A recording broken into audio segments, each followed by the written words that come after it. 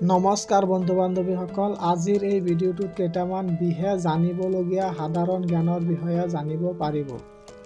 ভিডিঅ'টো আৰম্ভ কৰাৰ আগতে আপোনালোকে লাইক আৰু ছাবস্ক্ৰাইব কৰিবলৈ নাপাহৰিব। আপোনালোকৰ এটা লাইক আৰু এটা ছাবস্ক্ৰাইবে আৰু ভিডিঅ' বনাবলৈ আমাক উৎসাহ দিয়ে। ভিডিঅ'টো আৰম্ভ কৰোঁ আহক।